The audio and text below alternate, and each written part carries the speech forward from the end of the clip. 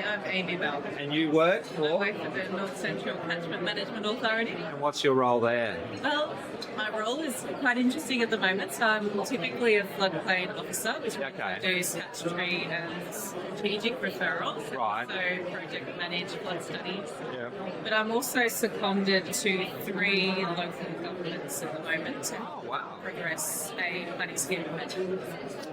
Look, it's really interesting, Victoria, because compared to all the other states, it's a slightly different model. So I think you just described what you do, but you do it on behalf of local governments. Yeah, well, so local governments are the authority to undertake the planning scheme amendment. Unless the planning minister can either revoke their authority or councils can give the authority back.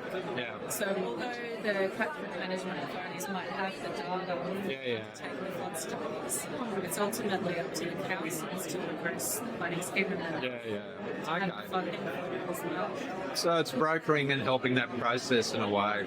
Yeah, well, unfortunately, after the floods in 2022, the state government allocated several $7 million to the program to help councils reduce that backlog of flood studies that they have. So some of these councils have used that money to hire consultants. They've used it to have me project manage. You get the benefit of my partnership with the CMA, but also my experience as a town planner. So is that the superpower you bring to your role then as a land use planner, statutory planner?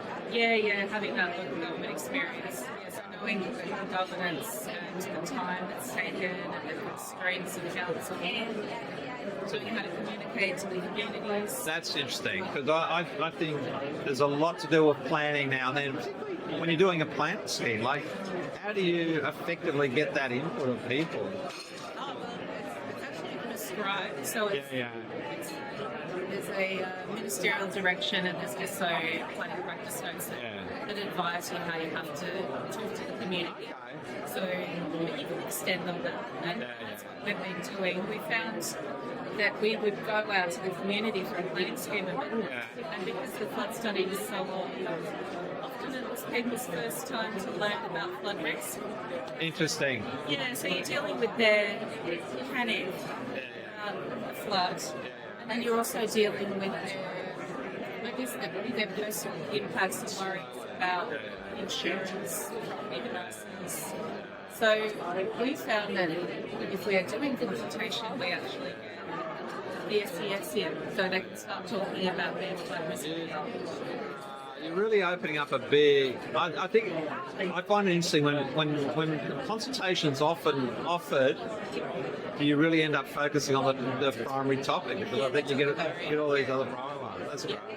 Yeah, well, it's about being holistic, I think. And if you're going out to people and telling them that there's a risk, but not then equipping them with the knowledge of how they can help themselves, I think then you're setting the amendment to fail. And that's our issue, the amendments are failing. Just among them.